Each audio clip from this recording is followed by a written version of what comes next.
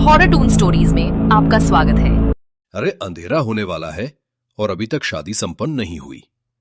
अरे अगर अंधेरा होने से पहले शादी संपन्न नहीं हुई तो पता है ना क्या होगा। जानता हूं, लेकिन वर और वधू ने आने में इतना समय लगा दिया तो शादी करवाने में भी तो समय लगेगा ही ना। पंडित जी मंत्र पढ़ रहे थे। शादी संपन्न होने में थोड़ा ही समय बाकी था कि तभी अंधेरा छा गया और गांव में तेज हवाएं चलने लगी। मैंने कहा था ना कि इस गांव में किसी लड़की की शादी नहीं होनी चाहिए, तो तुम लोगों ने मेरी बात क्यों नहीं मानी?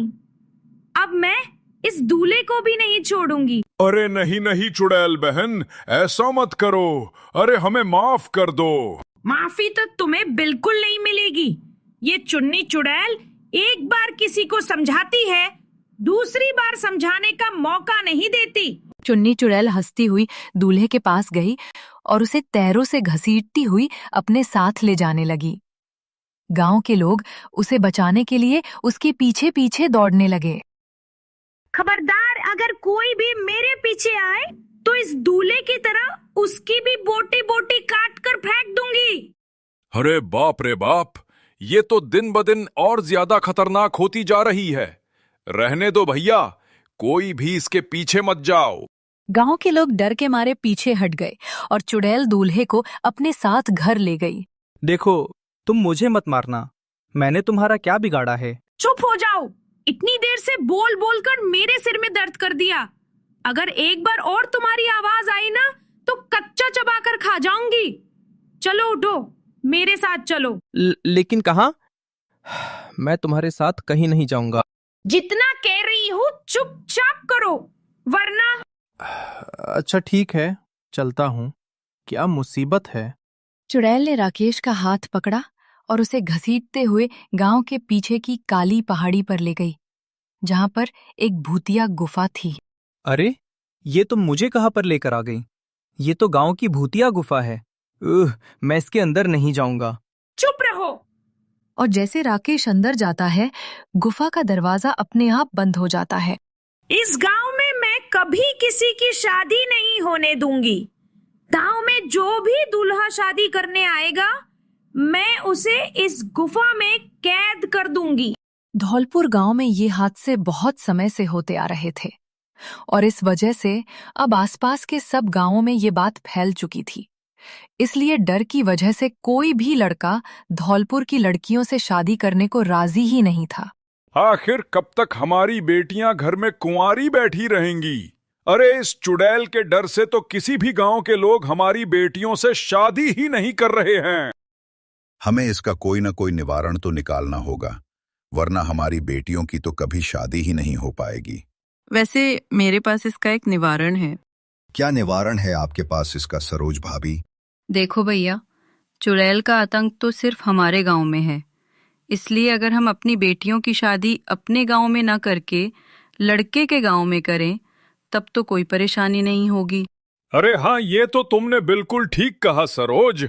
मैं गांव वालों से इस बारे में बात करता हूँ। राजू गांव वालों से बात करता है और गांव वाले भी लड़के वालों के गांव जाकर उनसे अपनी बेटियों की शादी की बात करते हैं।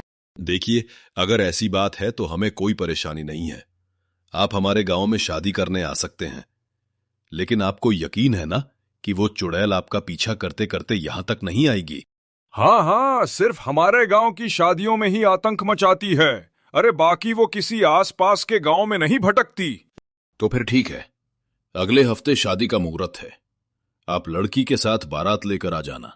गांव वाले बहुत खुश थे कि अब कोई परेशानी नहीं होगी और एक साथ वो लोग बारात लेकर लड़के वालों के गांव पहुंचते हैं। इसलिए गांव बड़ा सूना सूना सा हो जाता है। आज तो मुझे गांव में कुछ गड़बड़ लग रही है।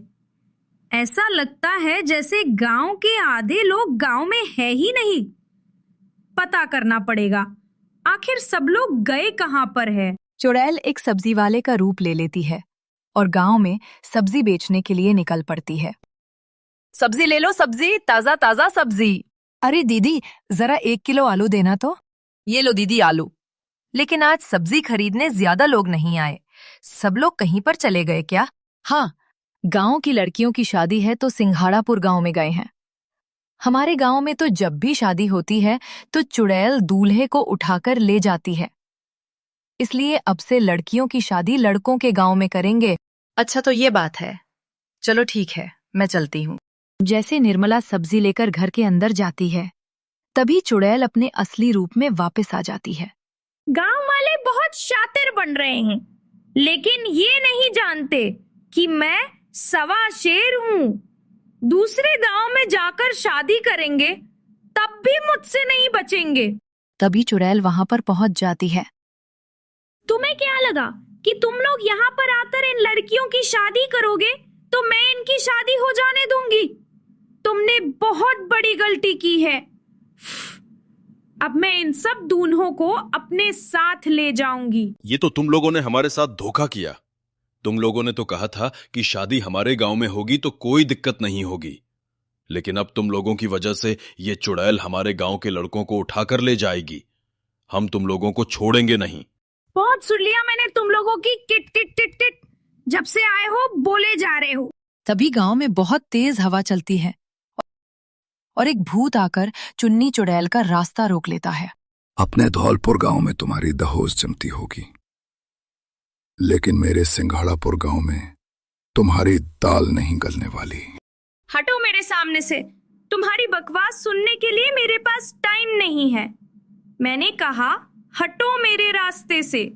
अरे ये तो दगड़ू भूत है, हमारे गांव का रक्षक।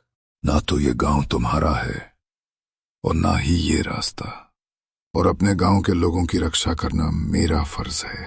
देखो, तुम मेरे काम में दखल ले रहे हो। मुझे ये बिल्कुल भी पसंद नहीं है। मैंने कहा हटो। लगता है तुम सीधी तरह से नहीं मानोगी। गांव के बाहर ले जाकर फेंक देता है, जिस वजह से चुन्नी चुड़ैल के घुटने में चोट लग जाती है। मेरा घुटना। लगता है बेचारे को ज्यादा जोर से लग गई। एक बार मुझे पूछ लेना चाहिए। सेनोरिटा, लगता है तुम्हारे पैर में ज्यादा चोट लग गई है। दिखाओ, मैं दवाई लगा देता हूँ। हो जाओ। एक तो तुम्हारी वजह से मुझे इतनी जोर की चोट लग गई, ऊपर से अब अच्छा बनने का नाटक कर रहे हो। मुझे तुम्हारी कोई मदद नहीं चाहिए। जाओ यहाँ से। अरे सेनोरिटा, मैं तुम्हें चोट नहीं पहुंचाना चाहता था। ये तो गलती से लग गई, और अगर तुम मेरे गांव जाकर ऐसा नहीं करती तो मुझे ऐसा कुछ करना ही नहीं पड़ता। लेकिन मुझे एक बात समझ नहीं आई कि तुम सब दूल्हों को उनकी शादी से उठाकर क्यों ले जाती हो। ये एक लंबी कहानी है। हाँ तो सुनाओ, मैं तुम्हारी कहानी सुनने के लिए तैयार हूँ। क्या सच में? वो बात दरअसल ऐसी है कि आज से कुछ साल पहले धौलपुर गांव में मेरी शादी थी। लेकिन जिस रात मेरी शादी थी, उसी रात मेरे घर में आग लग गई और मेरी शादी होने से पहले ही मैं चल बसी। लेकिन शादी की तमन्ना मेरे मन में थी, इसलिए मैं चुड़ैल बन गई। ये तो तुम्हारे साथ बहुत बुरा हुआ, सुनकर बहुत दुख भी हुआ। लेकिन तुम गांव में किसी की भी शादी क्यों नहीं होने देती? ये तो बताओ, क्यों दूल्हों को अपने साथ ले जाती हो? क्योंकि जब हमारा घर जल रहा था, तब किसी गांव वाले ने आग बुझाने में मदद नहीं की। इसी वजह से हम मारे गए। अगर गांव वालों ने मदद की होती तो ना ही मैं मरती और धूमधाम से मेरी शादी भी होती। मेरी शादी नहीं हो पाई, इसलिए मैं गांव में किसी और लड़की की शादी भी नहीं होने दूंगी। ये बताते हुए चुन्नी चुड़ैल रोने लगती है। तुम रो मत। तुम्हें देखकर मुझे बहुत बुरा लग रहा है सेनोरिटा। वैसे तुम बहुत सुंदर हो। तुम्हें पहली नजर में देखते ही तुम मुझे पसंद आ गई थी।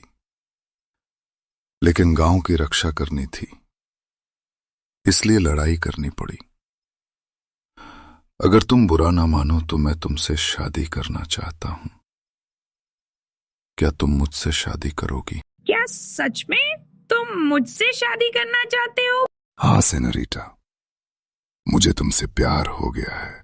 दगरू भूत के ऐसा कहते ही चुड़ैल की आंखों में भी प्यार के लड्डू फूटने लगते हैं और वो दोनों शादी करके खुशी खुशी अपने घर में रहने लगते हैं। और उस दिन के बाद गांव में फिर कभी किसी की शादी में चुन्नी चुड़ैल परेशानी खड़ी नहीं करती और गांव से उसका आतंक हमेशा के लिए खत्म हो जाता है।